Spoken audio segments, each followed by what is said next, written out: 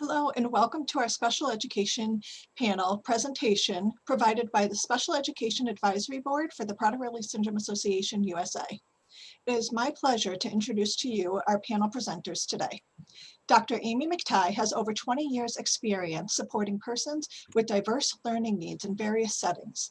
This experience has included supporting children and their families in public and private school settings, hospital rehabilitation programs, and inpatient and outpatient behavioral health programs. She has published many articles on Prader-Willi syndrome and recently authored a children's book titled Penny, A Tale of Lost Currency.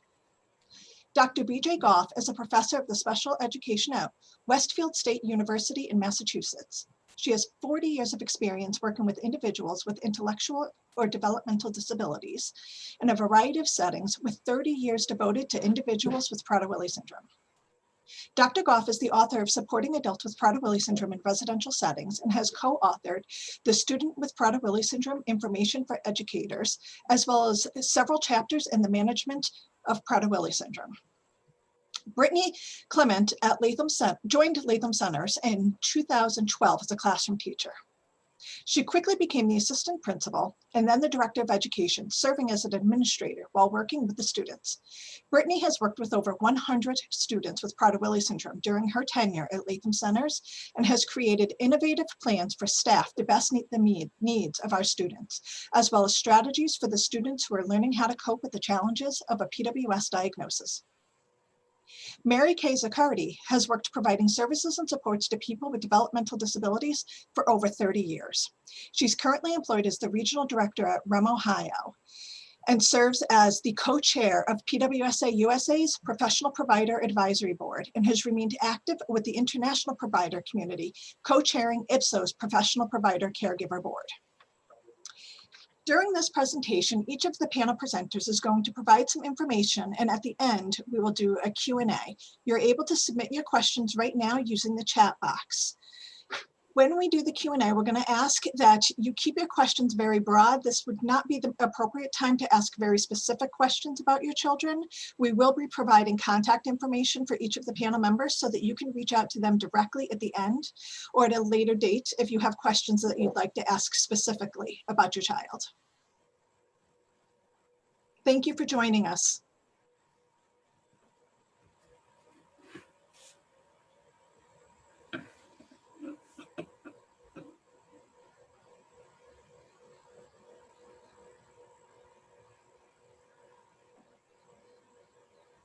Next slide, please. I'm happy to be able to present slides that were prepared by Stacy Zimmerman, who was unable to present her slides today. And we're first going to start by talking about the inclusive general ed classroom and what that looks like. And in an inclusive general education classroom, students are educated with their same age peers. The instruction follows state curriculum standards and are delivered by a general ed teacher, often alongside a special education teacher for all or part of the day. Students that access general education curriculum build foundational skills academically and socially throughout their education. Gen Ed teachers are accountable for supporting all students in their classroom. This includes students with an IEP or a 504 plan. Collaboration among families, general education teachers, special education teachers, and clinicians provide necessary support for students' and individual needs. This includes providing accommodations and modifications in the classrooms to ensure students' progress and successes. Creating a truly inclusionary environment, both academically and socially, is necessary to support a student's access to the curriculum and to ensure a sense of membership in the classroom community. Creating an environment with respect for all students encourages positive interactions and cooperative learning. This will lead to increased academic achievement and a sense of community. And these are all areas stated here that we would want to strive for with any students. Next slide, please. All students Every child starts in the general education classroom. Oh, I think we went backwards. Thank you.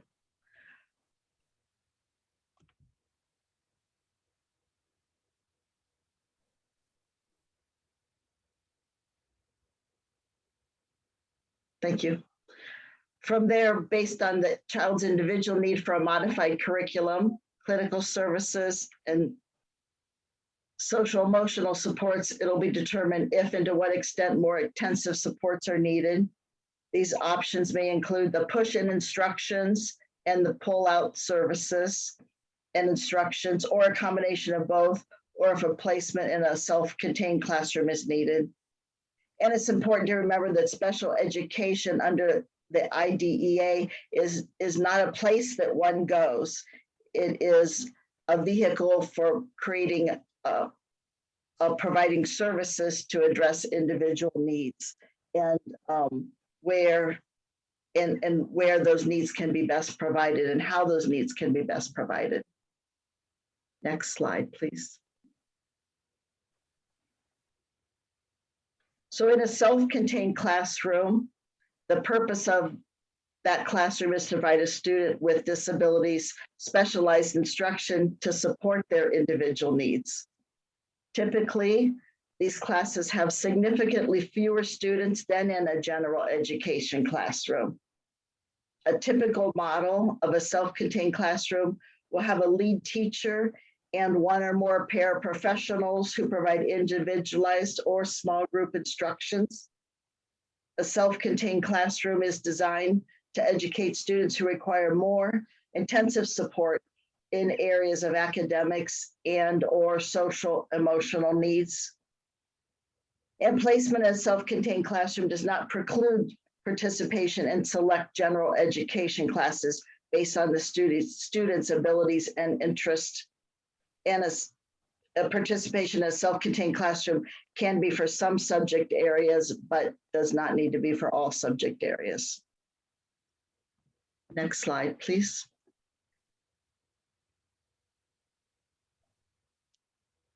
And a review of some teaching methods.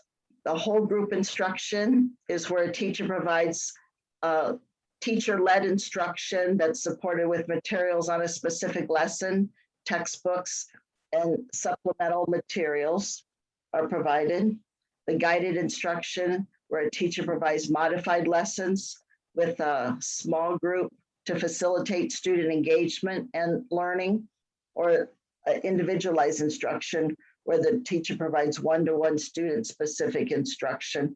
And all of these methods provided in combination together will help the student who learns in different ways based on the different subjects and the different materials.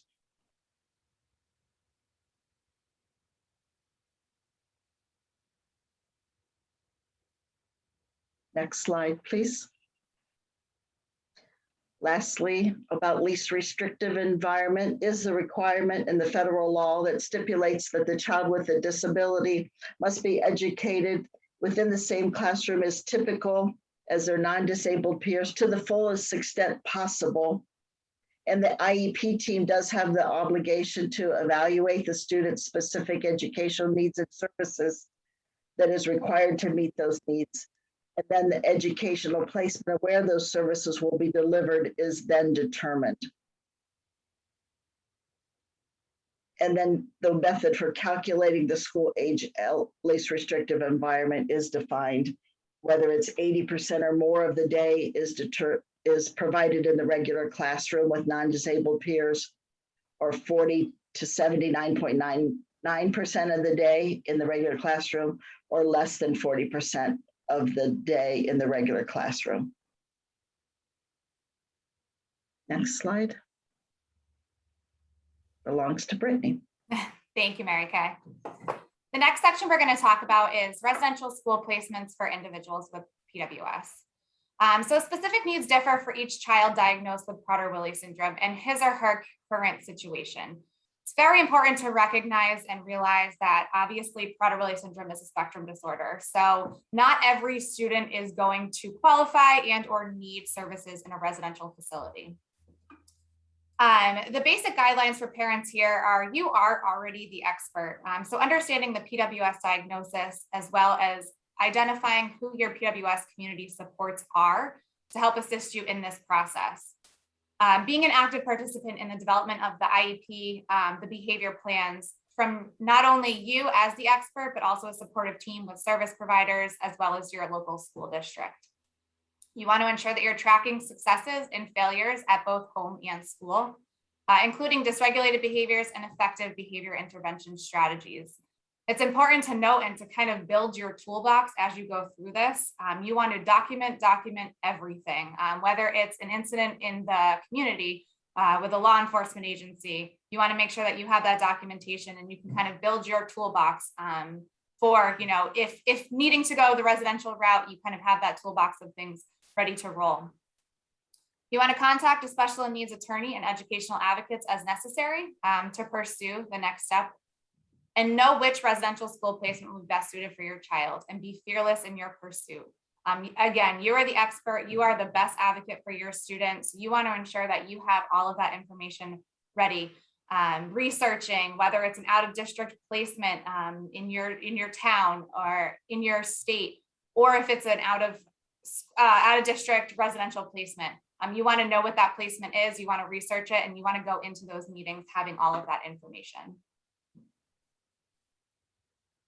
When it comes to the referral process and the team meeting, when these problematic situations are occurring at school and you have concerns regarding your students' behavior, you want to request a team meeting in writing. If you request it verbally, it kind of gets thrown by the wayside. It could act like it never happened. If it's in writing, the school must respond to that request. If you have big concerns or you're fighting for that residential school placement, you want to ensure that at that team meeting, it's not an informal meeting, but you have somebody in that meeting that has decision-making authority, such as the special education director or a designee. Prior to the meeting, it's been noted that success has come from requesting letters of support explaining the need for the residential care for your student. That can come from medical professionals, endocrinologists, outside psychologists, primary care providers, PWS associations, and any other professionals that are helping in your situation, or any other professionals that your child may see through the process. Your support team.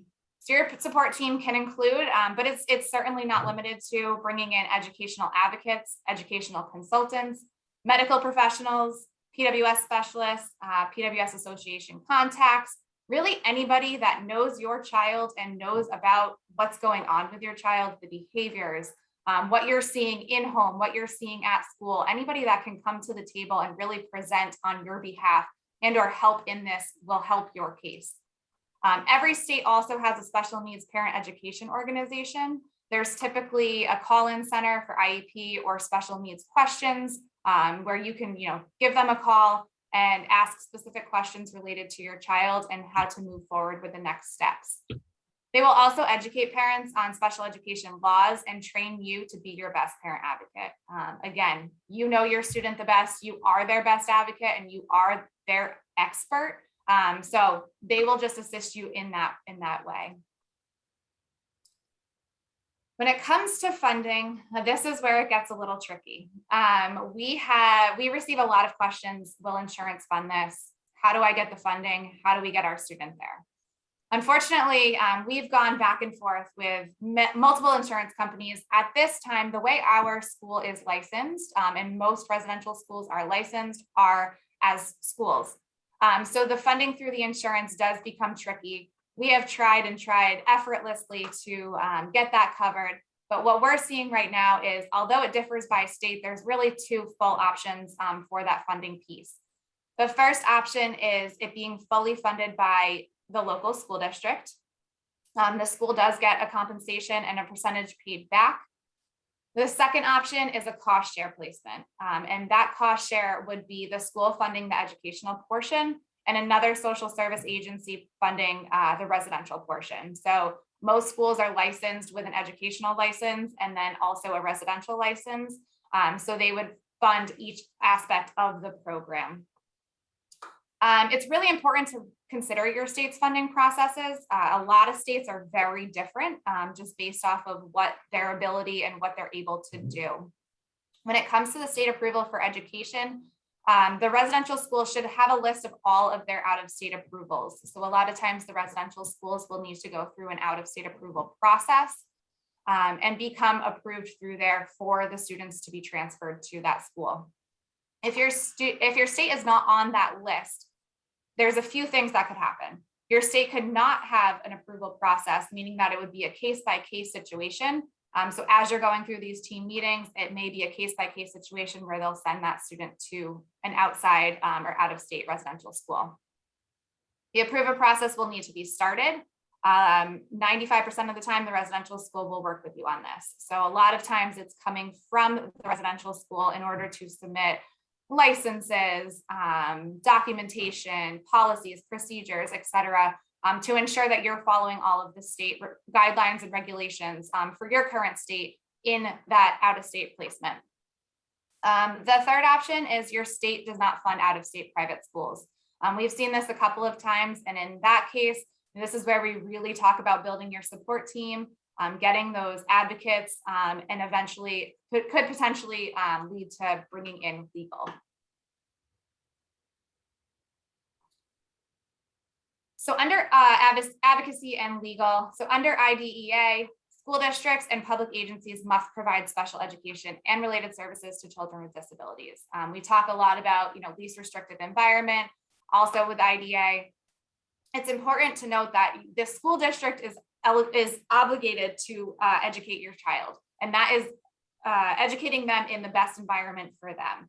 So a lot of times it does come down to this piece of bringing in an educational advocate who are helpful in guiding the way for residential placement. They've gone through this before, they understand the process and the areas that you might have to touch on in order to get to that placement.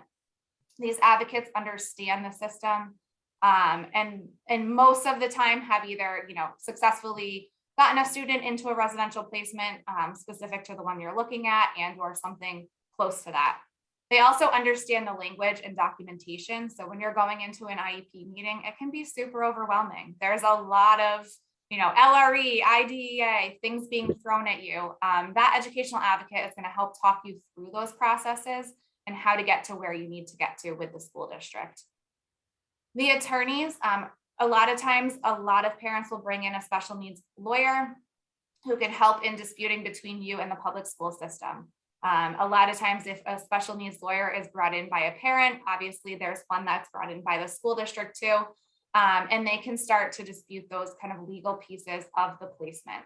Again, they know the language, they understand the ins and outs of the entire legal process, which can be extremely overwhelming during those meetings as well, when there's a lot of fancy words being thrown out that you just might not understand.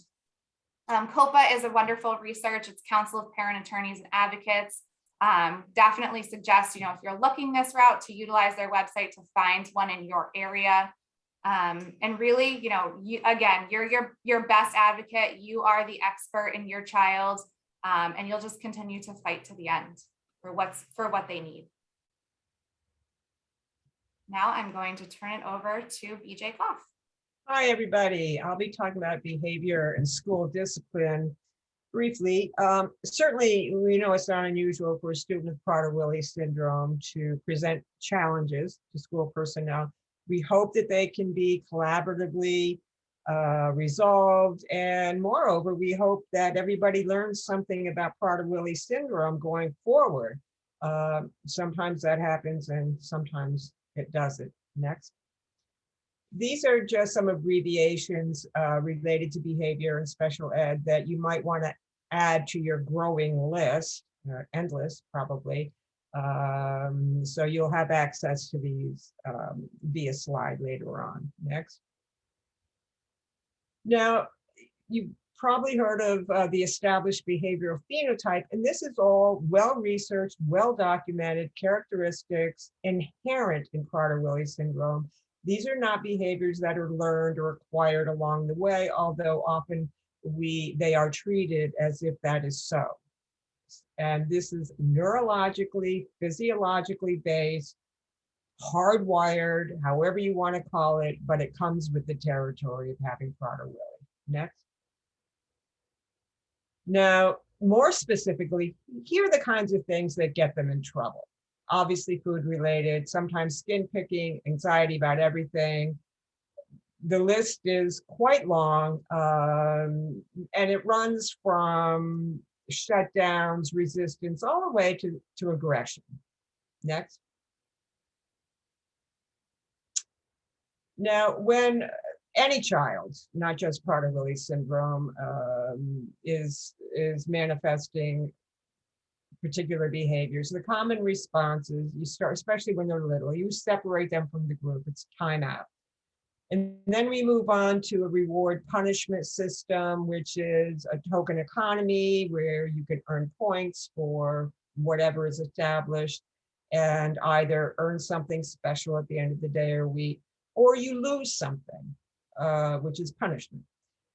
As they get older, we often move into a behavior contract, very individualized. Both of those things have more or less success, depending.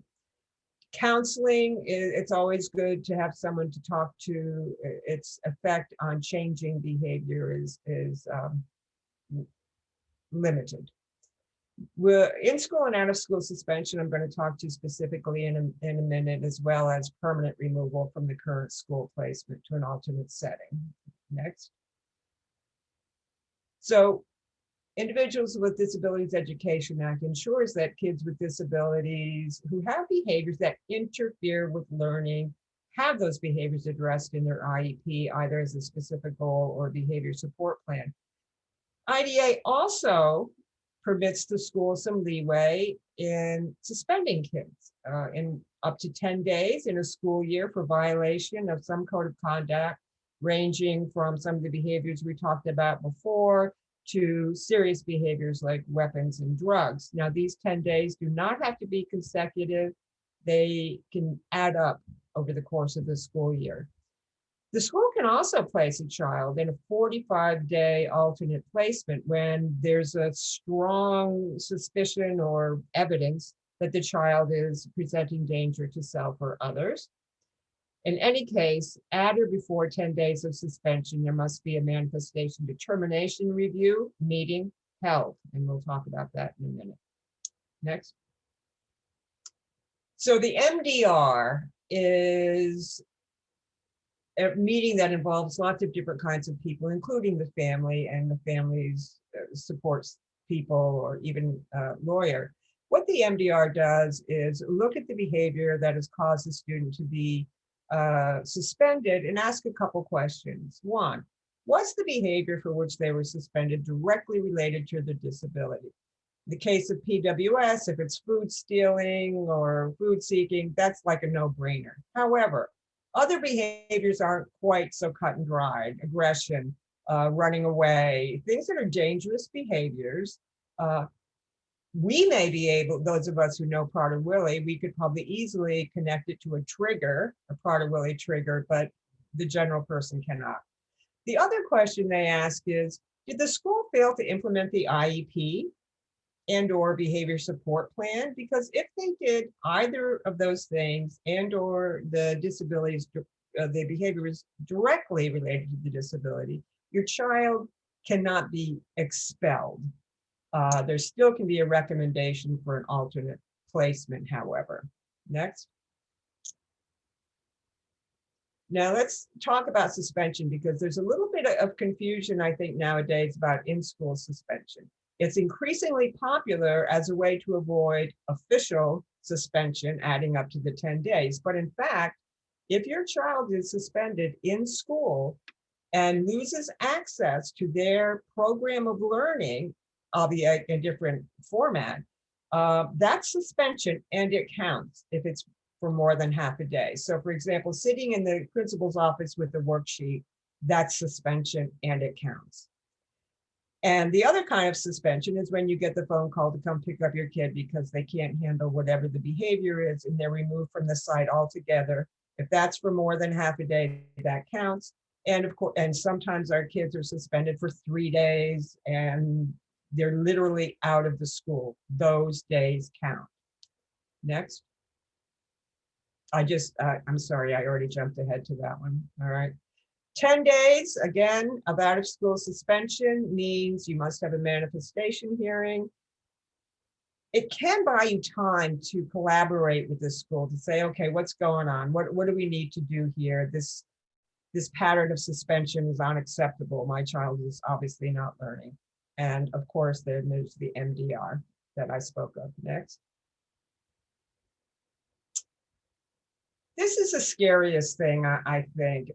If the school has recommended a 45-day interim alternate educational setting, that's because something is considered very, very serious, bodily injury, perhaps.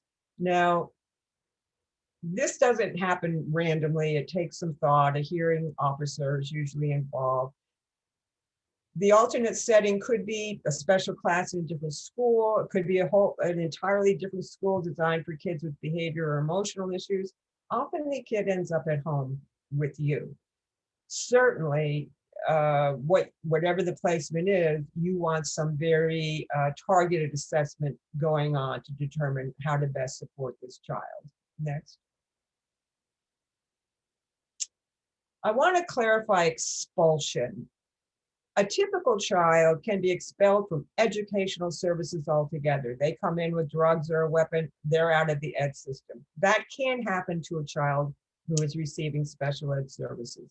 They can be expelled from a setting, but not from receiving education. So again, it could be in an alternate site or it could be at home, but your child must continue to receive educational services consistent with their IEP, and including obviously a behavior program at this point. So that word doesn't mean what it means for typical kids. Next. I think the most important thing to focus on is prevention. You don't want to go down that suspension, expulsion path. Obviously, joining the team, supporting teachers, supporting clinicians, providing your information about your child.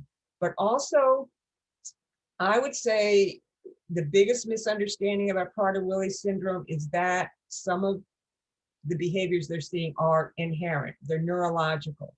As I said before, they're hardwired. And school personnel need to understand that. You probably need to find a Prader-Willi specialist, someone who knows this well, to do training, particularly at transition points for your child, from preschool to elementary, elementary to middle, middle to high school, to have that kind of training repeated, if not even more often. Get smart about ABA because that's what's going to happen. And depending on who your applied behavior analyst is, you might have some conflicts or you might have some successes. Another thing that's important to know is you can insist on a functional behavior assessment or FBA before a manifestation determination review. Anytime you as a parent see your kid headed down a path that you know is leading to trouble, and that often starts around 3rd or 4th grade, you can say, look, I want an FBA conducted on my child. I want some intervention now before things get any more serious. Your school may tell you, we don't have to do that until there's an MDR. That is not true. And so don't wait. This is one of the most important preventative actions you can take. Next. Assuming you get a good behavior support plan developed, please request weekly or routine updates on progress with that behavior plan, including the data. That's one way to ensure there is data being taken and that it's being used to revise the plan. I don't know, I've seen so many behavior plans that have just been repeated year after year after year because nobody's really looking at it. It's not really your job as a parent, but I suggest you do it anyway. Next. Here are some resources for you. There's others, but here are some that I rely on, as well as my colleagues who are experts in the area. Be in touch if you need to hear more about this. Thank you for your attention. Now we'll move on to Dr. Mctighe.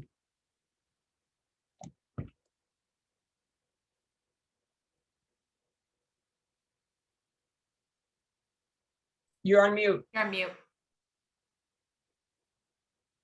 So sorry. Okay, so can you hear me now? Yeah.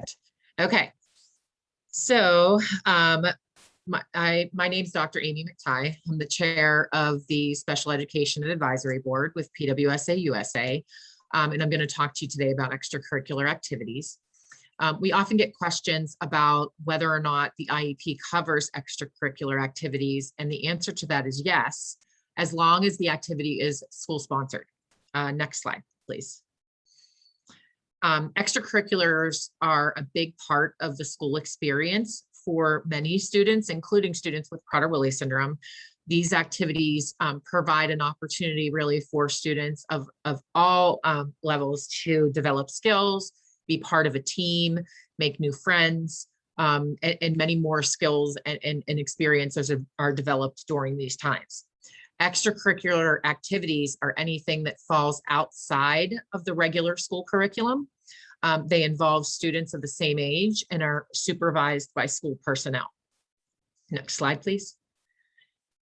In 2004, Congress acted to make sure that kids were able to make sure that kids were able to take part in activities, and these activities and these changes to the IDEA also covered extracurricular activities. The IDEA states that schools must take steps to give kids with IEPs an opportunity to participate in extracurricular activities to the maximum extent appropriate to that need of the child. And so this means that the school has to give students with IEPs the help that they need to take part in that extracurricular activity. And that includes both supports and services. And so the activities, along with the services and supports, however, have to also be added to the student's or the child's IEP. The kinds of services that a child might need to participate in an extracurricular activity depends on what the members of the IEP team decide is appropriate. And so for instance, if a child with Prader-Willi syndrome wants to join the drama club, but has speech issues, he or she could use speech therapy services could put speech therapy services into the IEP. In addition to getting services and supports throughout an IEP, kids have other protections as well. Schools can't discriminate against kids with disabilities, so they can't have rules that would limit participation in extracurriculars based on stereotypes of kids with disabilities. So for example, an illegal stereotype might be that kids with dyslexia can't act in plays because they can't read scripts. And so again, kids with IEPs have the right to reasonable accommodations so that they can take part. And for that child with dyslexia or a child with Prader-Willi syndrome, any reasonable accommodation could be implemented. So for a child with dyslexia, that may be an audiobook version of the drama club scripts. So the IDEA also defines what extracurricular activities consist of. And despite these protections, it's important to keep in mind that students don't automatically have the right to participate in any particular sport or activity. So many extracurricular activities like sports or clubs or things like that have tryouts. And just like other kids, a child with an IEP or a child with Prader-Willi syndrome would have to make the team in order to participate. However, they do have the right to try out with the needed support. So they have the right to be treated fairly in the judging or in the tryout, and to get the supports that they need in order to do their best in that tryout if chosen to be on the team. The IEP might actually also invite other school staff to those IEP meetings when you're making those accommodations for extracurricular activities, such as coaches or behavioral specialists, Prader-Willi syndrome experts. Those types of staff members and personnel can help determine what types of supports the child may need in those extracurricular activities. or ones that are being implemented during the school day that would also transfer into that extracurricular environment. That might include related services, accommodations, or modifications. It's also a good idea to invite any of the school staff who supervise that extracurricular activity as well. Next slide, please. So now I'm going to give you an example of when I supported a student with Prader-Willi syndrome with participation in a school-sponsored extracurricular activity. Jackson, who is pictured in this slide, is a 7th grader, and he lives in a small town in Kansas. Jackson and his parents shared with the school team that they wanted him to participate in the school track team. It was something that Jackson was extremely interested in and really wanted to do cross country and track with his school peers. Jackson and his parents shared this with the IEP team, and the team decided that Jackson's participation on the track team was appropriate to meet his needs. He had a tryout, and then he did make the track team. And then we worked on writing accommodations to support his participation in this extracurricular activity into his IEP. Next slide. So when the IEP team meeting, when meeting with the IEP team, we took into consideration specially designed instruction that was in place for Jackson during the school day, and those that made sense to implement during Jackson's track practices and track meets. We looked at what other students were receiving already, what other runners were receiving already, and what supports needed to be different in order for Jackson to succeed in those environments. And so the accommodations and modifications that the IEP team created and implemented in the track environment was what made Jackson successful across the board. All of these accommodations were written into Jackson's IEP, and we specifically stated that these would be delivered during track practices, meets, and any activity related to track. Next slide, please. Some of the supports we put into place were adult support, where Jackson had an adult support during all track-related events. So he had the aide that worked with him during the school day also participated in all track-related activities. We used visuals and checklists for activities and workouts that he needed to complete during track practice. So these were the 4 things that he needed to do during track practice. And once he did 50 push-ups, he marked that off. Once he ran 5 times around the track, he marked that off. And so that was something that was able to keep him structured during that time. At the end of each track meet, food and beverages were provided for all runners. And we made sure that Jackson understood what food and drink that he would be provided at the end of the meet. And we also provided him with an alternative location to have his snack when he was done running that wasn't around other runners. Once food and everything was cleaned up and put away, Jackson was able to come back to the runners that he had ran the race with. We set up a reward system for Jackson when he engaged in positive behaviors during track practice. And that worked out really well. One of the most important things that we completed was PWS training for all coaches and staff that assisted Jackson during track related events, so that they understood PWS and why Jackson may be behaving the way he was, or why the specific accommodations were written into Jackson's IEP. Next slide, please. Okay, so as Stacy said at the beginning of the presentation, we have a limited amount of time for questions, and we'd like to keep the questions general in nature. If there's questions that you have for any of us related to our specific area that we presented on, we'd be happy to share our contact information, which is on this slide, so that you can answer. We can answer your questions that you might have about your loved one with PWS outside of this environment. And I believe now we are able to take questions. Thank you all so very much. That was wonderful. We did have a couple questions in the Q&A and then a few in the chat. Amy, would you mind stop sharing your screen and we'll be able to see all of the participants in the gallery view? Great, thank you.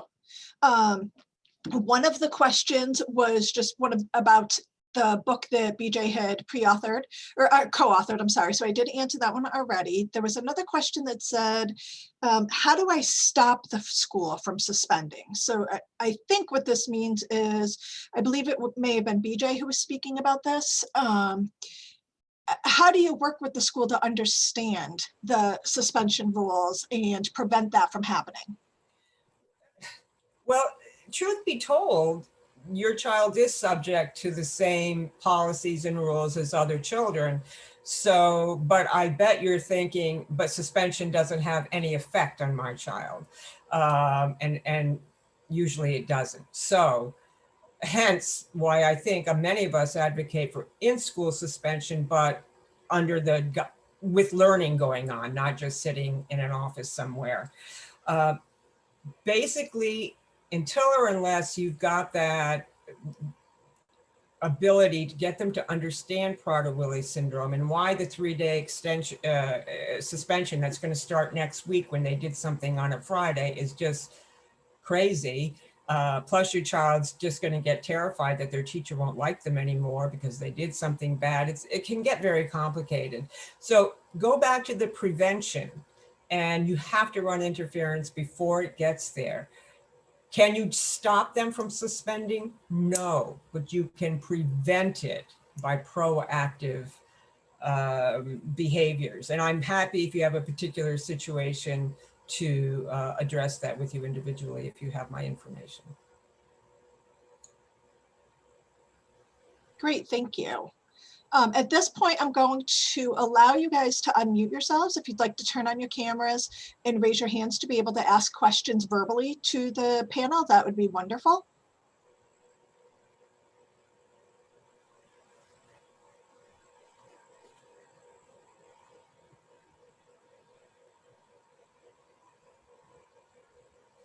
Are there any questions?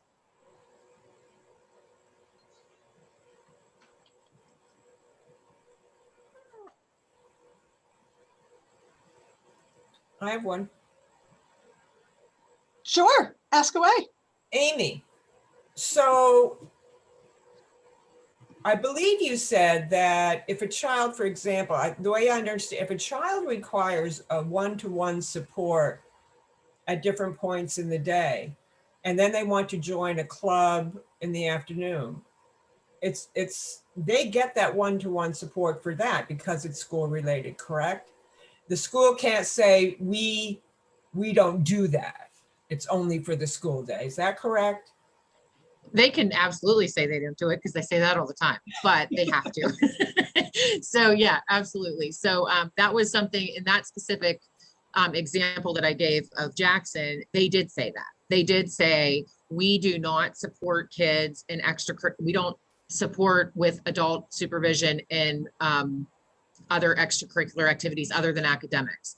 And it was something that we explained to them that this is something that he needs in his that he has written in his IEP. So those things should, and if it is something that is positive for him, he is entitled to have that during those extracurricular activities. So yes, it wasn't something as easy as just like, yeah, he has this during the school day. It was definitely something that the school needed to understand that because he does have that during the school day, he also needs it in those extracurricular activities if it's school sponsored. Now, if it's something that like, say the family comes and says, well, he wants to go to a religious like youth group and the school has nothing to do with that, then none of that would be put in place in those experiences. But because the track team is school sponsored, he was entitled to that para support, yes. Follow up. What if it's a school dance or something like that? Yeah, so that actually came up as well. A school dance was something that we did support the school with understanding that that was school sponsored. And so it was something that he was entitled to have that support as well. Thank you. As long as it's something that's school sponsored, then anything that's in their IEP is something that they're able to do. Great. I have a few questions coming in through the chat. First one, for anyone on the panel who would like to answer, if the school keeps calling me to pick up my child, do I have to go pick them up? No. Do not go. Do not Absolutely go. not. Don't go Don't if go. possible. Yeah, definitely. I mean, and anybody else can speak up to this too, but I think that's one thing we say is don't go and pick up your child. As hard as that is as a parent to know that they're going to be struggling through that, 3-4 hours, whatever it might be, let the school district see what supports that child needs, and let them figure out how to provide those supports. So no. Well, And also, I think too, that that's something that you have to really is a red flag to say, maybe there are things that are in place that are not working. So as a team, we need to meet because you don't, as an IEP team, feel with the staff don't feel comfortable supporting my child. So let's meet to determine what it would take for me to not come and pick them up. right.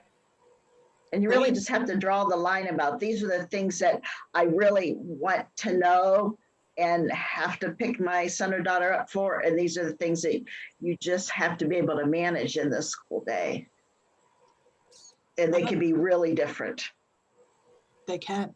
We have a question for Amy. Can you talk more about extracurricular activities for younger children, say the elementary age group? How would that work for music things or social programming that might be sponsored by the school? Yeah, so it's exactly the same. So it's exactly the same that anything that the child has in their IEP, and it's written into their IEP, it goes along with those extracurricular activities too. So even though it might not be necessarily a sports related school sponsored activity or a club or something like that, it might be like an after school art club or something like that. I know another student that I supported with extracurricular was in elementary school, and they had like intramurals, and it was like a group, like just like once a week. During the day, they had paraprofessional support, and that paraprofessional was something that was moving on to that extracurricular activity too. They had like a science, technology, and math activity after school. Anything that's supported by the school, all of those things could be put into the IP, and the student can be supported as well. Great. Brittany, can you talk about the role of the advocate regarding the question for the group home approval? What if a family can't afford that? What are the resources and alternatives to that type of placement? If they can't afford the advocate. The advocate, or if the residential portion of the residential school placement isn't covered by the school district. Sure, yeah, and that comes up a lot. There is obviously that private pay option, which is just not doable for most families at all. So the resources that we, really tell parents to utilize is those ones that were on there. PWSA, using that as a resource, using your state chapters as a resource, and really, your school district, the special education or the special education director, they should have some resources for you. It does get tricky because a lot of times, you're spending money on that advocate, or you're spending money on that legal services, and you're wondering, is this even going to work? I'm forking over thousands and thousands of dollars, and is the end result going to be this placement for my child? And that unknown is scary. But there are resources out there, so utilize them. The residential school that you're looking at, sometimes they can be your best resource because they've kind of started to go through these processes with other parents. So they may have some additional resources that they can provide as well. Great, thank you. Sure. Let me just scroll up. There's a lot of questions that have just come in, so thank you, everyone. Can anyone on the panel talk about the role that PWSA USA and the Special Education Advisory Board has in helping with IEP planning and advocacy with your school districts? Amy, why don't you take it as our chair? Okay, yeah. So one of the things that we do provide as a special ed advisory board is, educational materials for school districts that are sent out to different school teams. If they have questions about Prader-Willi syndrome, if they need one sheets related to, just a specific type of educational piece of supporting a person with PWS. We have done some articles and things in the weekly pulse that comes out each week from PWSA. I know there are some people on staff at PWSA that are able to support school related issues as well. Thank you. I would add, there is specifically, you mentioned IEPs, there is an IEP Card. Oh, yeah. card. Yeah. that- So go ahead. No, go. So we also created an IEP card that you can bring into IEP meetings so that you know exactly what to ask. Make sure that you hit all of the points that you need to throughout that experience with your loved one with PWS. Excellent. So this one is the IEP process can be intimidating and overwhelming. What things or what are some things that parents of younger children who are just entering the school system can do to prepare for that transition?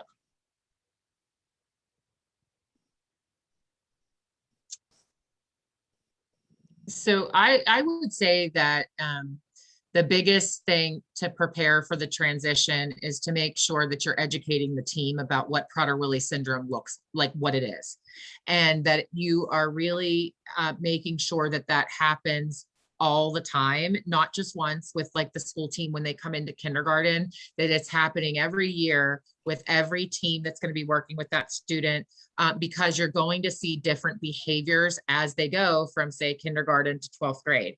And so, and you might see different behaviors than another, or behaviors around just in general Prader-Willi syndrome than another person with Prader-Willi syndrome might be experiencing. So I think the education of the school team is extremely important. I don't know how the rest of the panel feels. Yeah, and I think to add to that, I think it's finding, not necessarily you as the parent going in and educating. Obviously, you should educate in regards to your student, but bringing in some other resources or pushing the school district to bring in some other resources to come and educate the staff on your child would be very helpful. Excellent. So there's somebody. BJ had. Oh, I'm sorry, BJ. I was going to say, somebody's asking how this translates everything that we're talking about to summer school. And if the school is transporting other students for summer school, are they required to also transport students with special needs? Yes. Yes.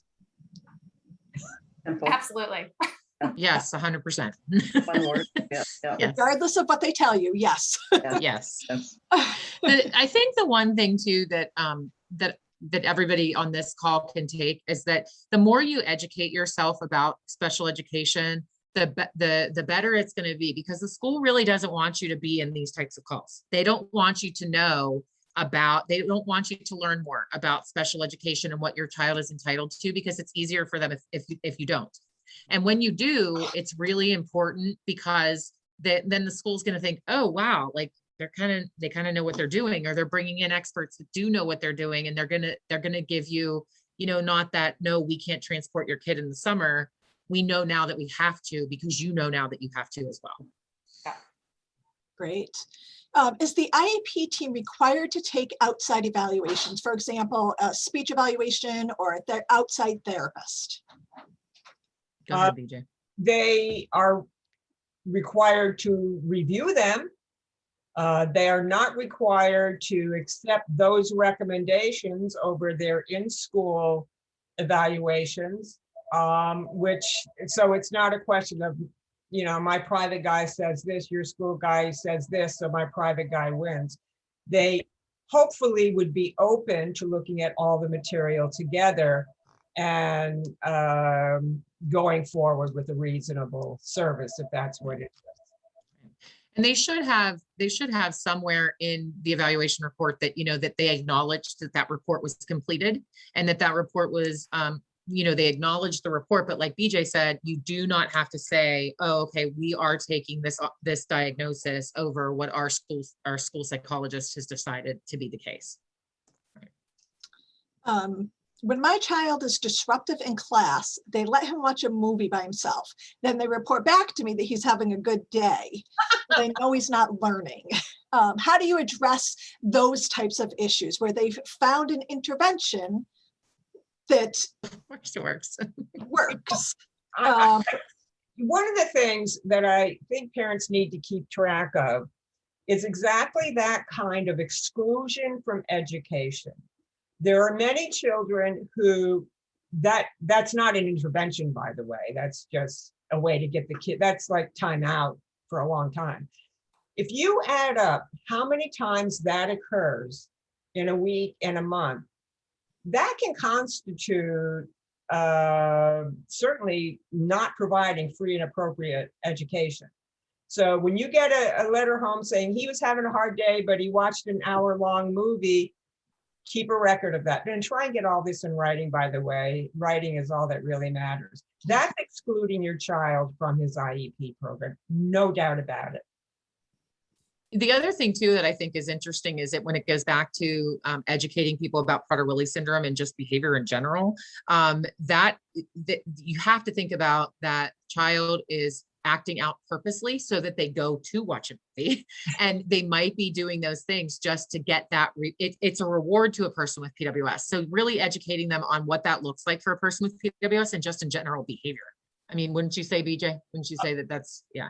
I think a whole lot of our interventions going to the principal's office, sent to the nurse, sent to the counselor, sent home. These are wonderful consequences to a lot of the kids with disabilities. So without having that conversation with the school and being very straightforward about how ineffective some of these interventions are, it'll just keep happening because now the kid's quiet. Mm-hmm. I think as Amy said before too, you know, if you go in and you say, oh, he had a great day. Okay, well, what did he do today? You know, show me the progress, show me those progress notes. I want to see exactly what he did today. If you start to do that more often, they're going to say, oh, well, okay, we can't just throw him in a movie for an hour because he had a tough day. You know, they're monitoring exactly what we're doing. And you have every right to do that. Yep, absolutely. Excellent. We have 4 minutes left. Somebody is asking for each one of the panelists to share one thing from your experience that you have found to be the most effective way to educate your IEP team about Prader-Willi syndrome.